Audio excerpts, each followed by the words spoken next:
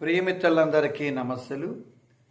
ఈరోజు జామీ సుబోధలో ఓ మంచి ఆసక్తికరమైనటువంటి తమాషా అయినటువంటి మీరు ఎప్పుడు విననటువంటి ఓ జానపద కథను మీకు అందిస్తాను. మరి చాలా ఆసక్తికరంగా ఉంటుంది. గతంలో కూడా మీరు విని ఉండరేమో నాకు అనిపిస్తుంది. మరి ఆ కథను విని సంతోషపడి తప్పకుండా లైక్ చేసి ఇంకా మంచి విషయాలు అందించే అవకాశాన్ని నాకు ఇస్తారని కోరుకుంటున్నాను. మొదటిసారి ఎవరైనా చూస్తే తప్పకుండా మన ఛానల్ జామీ సుబోధను సబ్స్క్రైబ్ చేసుకుంటారని కోరుకుంటున్నాను. కథలోకి వెళ్దాం. అనగనగా ఒక రాజ్యంలో రాజు ప్రజలకి అనుకూలంగా, ప్రజలకి ఇష్టపూర్వకంగా, ప్రజలందరినీ కన్నబిడ్డలతో సమానంగా చూసుకుంటూ ఆ రాజ్యాన్ని పరిపాలిస్తున్నాడు. ఆ రాజ్యములో ఉన్నటువంటి ప్రజలందరికీ రాజు అంటే మహా ఇష్టం. అలాంటి రాజ్యానికి ఓ చిన్న కష్టం వచ్చింది. చిన్నదంటే చిన్నది కాదండి, పెద్దదే. ఆ కష్టం ఏంటంటే ఆ రాజ్యానికి ఉన్నటువంటి రాజధాని, ఆ రాజధాని నగరానికి ఆనుకుంటూ ఒక పెద్ద చెరువు ఉంది. ఆ చెరువుకి అనుకోకుండా గండి పడింది. గండి పడితే ఏమవుతుందండి, చెరువులో నీరంతా కూడా రాజ్యంలోకి వచ్చి చాలా వరకు ఆ ప్రాంతంలో ఉన్న ఇల్లులన్నీ కూడా మునిగిపోయి చాలా ఇబ్బందికరంగా ఉంది. వెంటనే రాజు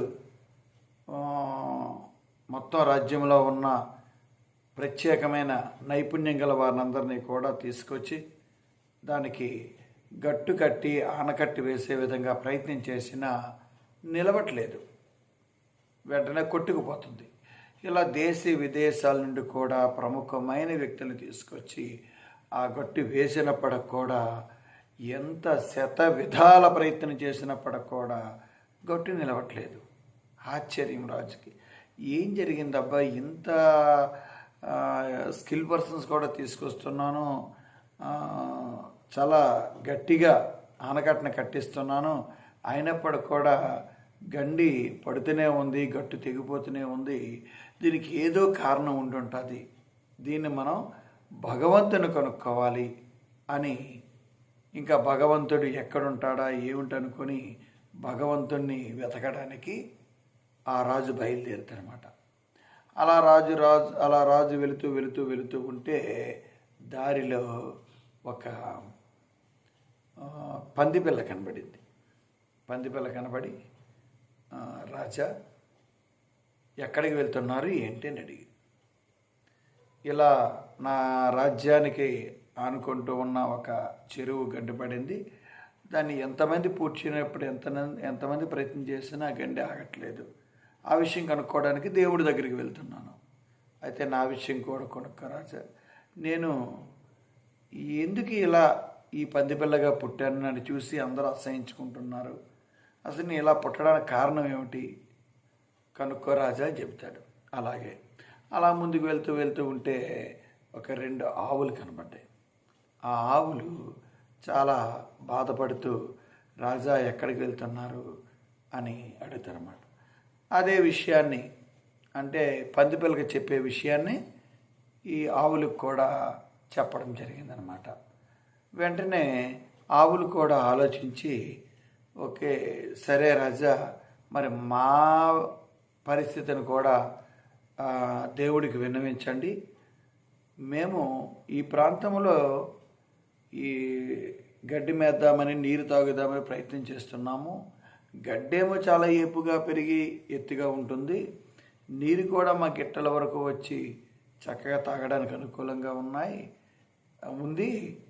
మరి గడ్డి మేద్దామన్నా, నీరు తాగుదామన్నా మా మెడల వంగట్లేదు. కారణం ఏమిటో అర్థం కావట్లేదు. ఒక్కసారి మీరు అలాగే వెళ్తున్నారు కాబట్టి దేవుణ్ణి అడిగి తెలుసుకోండి అని 2 ఆవులు కూడా చెప్పాయన్నమాట. అలా ఇంకా కొంచెం ముందుకు వెళ్ళేటప్పటికీ, మరి కొంత దూరం వెళ్ళేటప్పటికీ అక్కడ ఒక చెట్టు కనబడుతుందన్నమాట.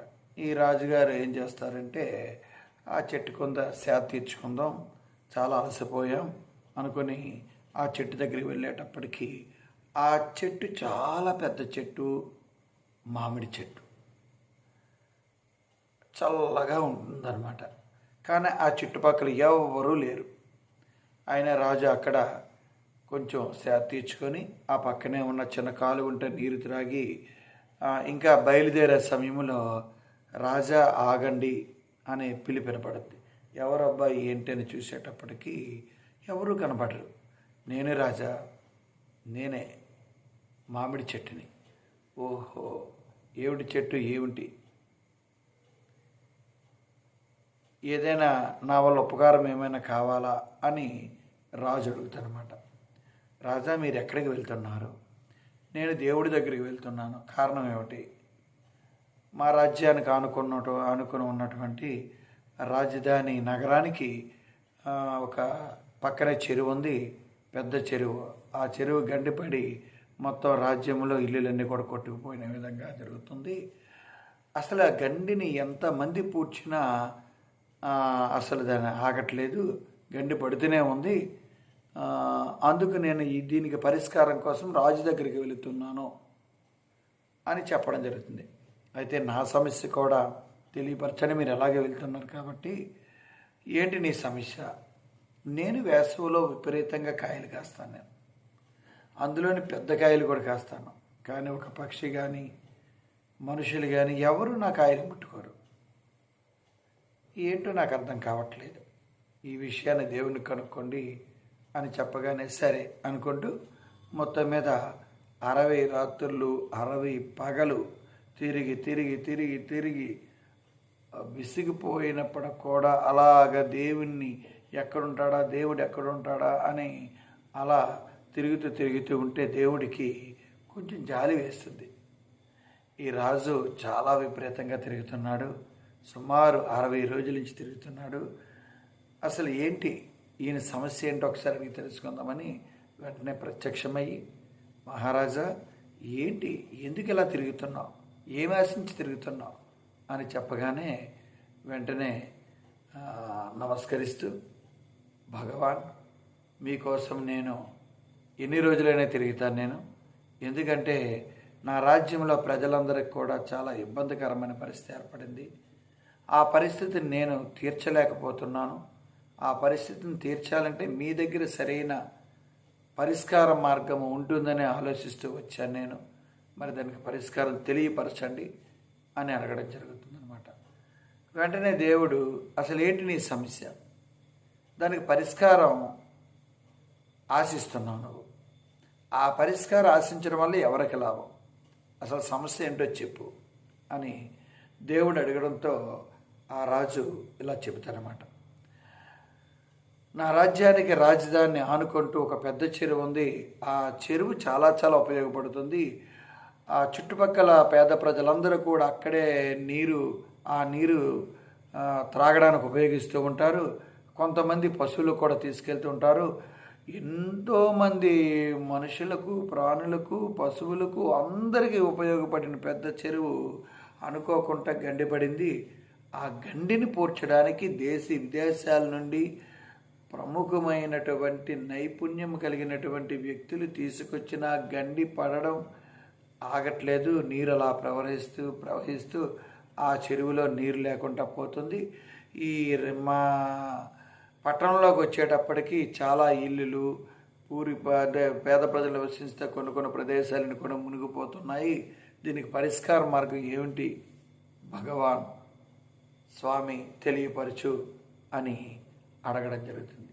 అప్పుడు దేవుడు నవ్వుతూ, మహారాజా మీ ఆలోచన ఎప్పుడు ప్రజల మీదే ఉంటుంది, ప్రజల బాగోగుల కోసమే మీరు ఆలోచిస్తున్నారు, మంచిదే. కానీ ఇంట్లో ఉన్నవారి గురించి కూడా ఆలోచించాలి కదా, మరి మీరు ఆలోచిస్తున్నారా? ఆలోచించట్లేదు. ఇంట్లో ఉన్నవారి అభిప్రాయాలకు విలువిస్తున్నారా?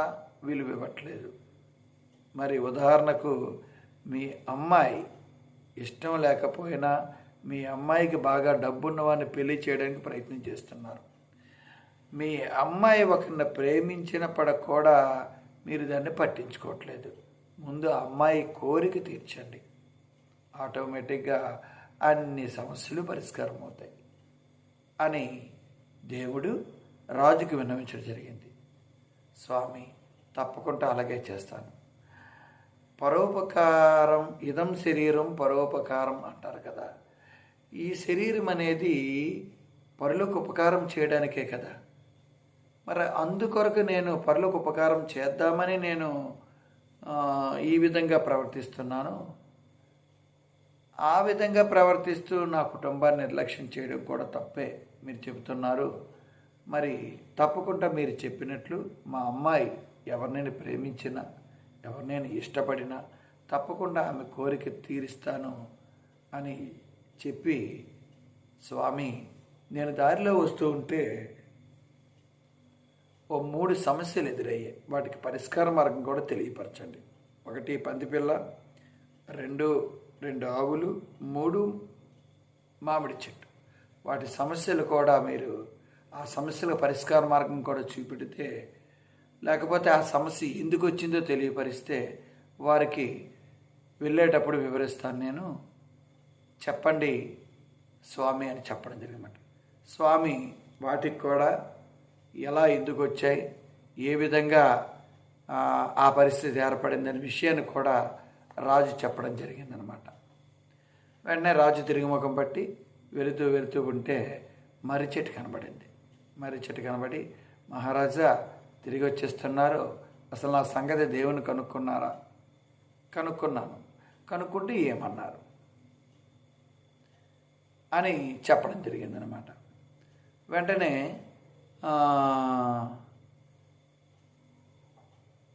నీలో స్వార్థ బుద్ధి ఏర్పడింది. నీ యొక్క మ్రాను చెట్టు క్రింద అపారమైన ధనరాశులు ఉన్నాయి. వాటిని ఎవ్వరికి చెప్పకుండా అలాగే దాచుకున్నావు. మరి అది తప్పు కదా. దారిలో వెళ్ళిన వారికి ఎవరికైనా చెబితే వాటిని ఉపయోగించుకొని చేస్తే తప్పకుండా నీ యొక్క ఆ ఫలాల్ని అందరూ స్వీకరిస్తారు అని చెప్పడం జరిగింది. అయ్యో అలాగా? అవును రాజా, నా చెట్టు కింద ధనరాశులు ఉన్నాయి, వాటిని తీసుకొని మీరు పేద ప్రజలకు పంచండి అని చెప్పడం జరుగుతుందన్నమాట. వెంటనే రాజు రక్షక భటుల్ని, సేనాధిపతుల్ని అందరినీ నేను పంపిస్తాను. పంపించి వాటి నీ చెట్టు కింద దొరికే ఆ ధనరాశుల్ని రాజాశ్రమానికి రాజ్యానికి వచ్చే విధంగా ఏర్పాట్లు చేసుకుంటాను అని చెప్పి నమస్కరిస్తూ వెళ్ళిపోవడం జరుగుతుందన్నమాట. అలా వెళ్ళగానే 2 ఆవులు కనపడ్డాయి. మహారాజా, మా వివరాలు కనుక్కున్నారా? కనుక్కున్నాను. మరి మేము ఏం తప్పు చేస్తాం?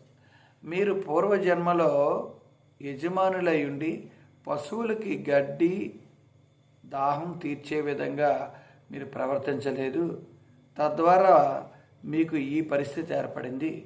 కాబట్టి మీరు ఆ భగవంతుని కోరుకోండి, తప్పకుండా వారు మీకు అన్ని విధాలా కూడా సహకరిస్తారు అని చెప్పి ముందుకెళ్ళిపోయేటప్పటికీ పందిపిల్ల కనబడి, మహారాజా వెళ్ళిపోతున్నారు, నీ సంగతి కూడా కనుక్కున్నాను.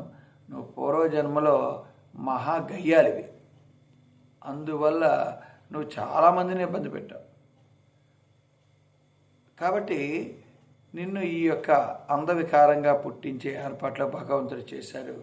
మరు జన్మలో నువ్వు మంచిగా బ్రతకాలి, మంచిగా పుట్టాలి అనుకుంటే భగవంతుణ్ణి ఆరాధించు అని చెప్పి రాజ్యానికి వెళ్ళిపోవడం జరుగుతుంది.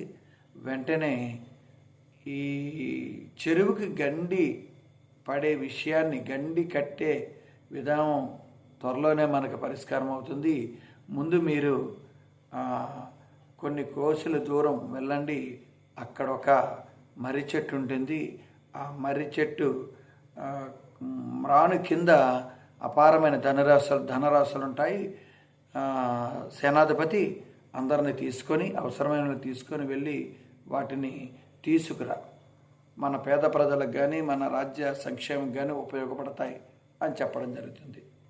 తద్వారా ఈ భటులు సేనాధిపతులు వాళ్ళందరూ వెళ్ళి ఆ చెట్టు మొదల్లో ఉన్నటువంటి ధనరాశి తవ్వేటప్పటికీ వజ్రాలు, వైడూర్యాలు, మాణిక్యాలు, బంగారు కాసులు అన్నీ 7 బళ్ళుకి సరిపోయే విధంగా ఉన్నాయన్నమాట. వాటినన్నింటినీ కూడా రాజ్యానికి తరలించేశారు. ఎప్పుడైతే రాజ్యానికి తరలించారో ఆ చెట్టు ఫలాలన్నీ కూడా తీయగా మారిపోయి అందరూ అక్కడికి చేరి, పక్షులు కానీ మనుషులు కానీ అందరూ అక్కడికి చేరి ఆ ఫలాలు తినడం మొదలుపెట్టారన్నమాట. వెంటనే చెట్టు రాజుగారికి కృతజ్ఞత తెలియజేసింది. మరి దేవుడు చెప్పినట్లు ఆ గండి పూడ్చబడాలి అంటే రాజుగారు ఏం చేయాలి? మీరు విన్నారు కదా, చెప్పండి చూద్దాం. రాజుగారు ఏం చేయాలి అంటే అమ్మాయిని ఇష్టపడే అబ్బాయితో వివాహం చేయడు. వెంటనే అమ్మాయిని పిలిపించారు. తల్లి, నీ మనసులో ఎవరైనా ఉన్నారా? లేకపోతే నువ్వు ఎవరినైనా ఇష్టపడుతున్నావా? చెప్పు తల్లి, వారికి ఇచ్చి అంగరంగ వైభవంగా నీ వివాహాన్ని నేను చేయిస్తానని చెప్పడం జరిగిందనమాట. వెంటనే ఆ కుమార్తె తన తండ్రికి తను ప్రేమించే పేద వ్యక్తి గురించి, మనసున్న వ్యక్తి గురించి తెలియపరచడం.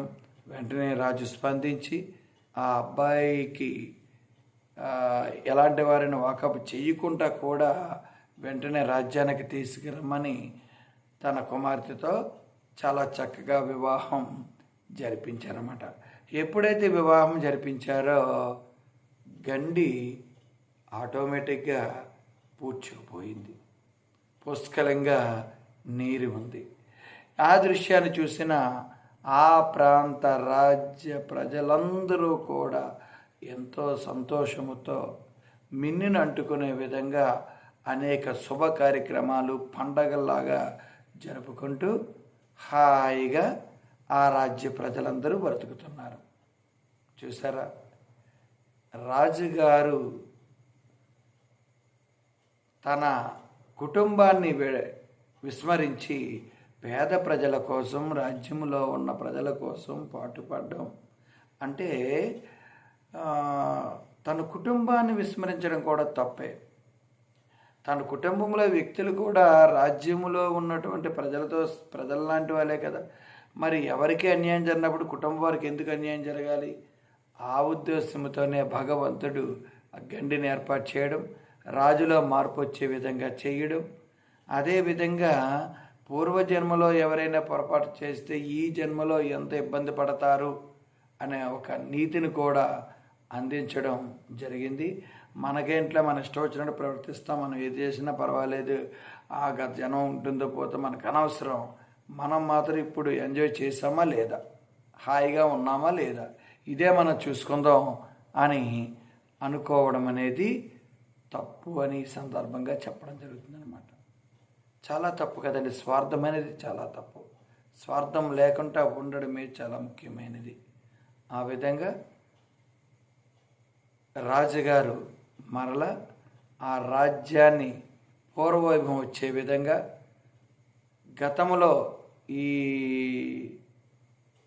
చెరువుగట్టు గండిపడి నీరు ప్రవహించి చాలా భవనాలు, ఎంతో ప్రాణ నష్టం అన్నీ జరిగిన వాటికి వారు వాటిని ఏర్పాటు రాజుగారు ఏర్పాటు చేయడానికి సంసిద్ధులై ప్రజలందరినీ కూడా ఆనందపరచాలని ఉద్దేశంతో చక్కగా ఆ రాజ్యంలో ఏ సమస్య లేకుండా ఎప్పుడూ కూడా ఆనందంగా ఉండే విధంగా రాజ్య ప్రజల దుఃఖాలు లేకుండా, అదేవిధంగా తన కుటుంబం కూడా ఈ విధంగా అభద్రతాభావం కానీ ఏదో శోకం కానీ లేకుండా అందరూ హాయిగా ఉండే విధంగా రాజుగారు ఏర్పాటు చేయడం. మరికొన్ని సంవత్సరాలు వారే స్వయంగా పరిపాలించడమే కాకుండా పేద ప్రజల ఉన్నతి కూడా పాటుపడడం.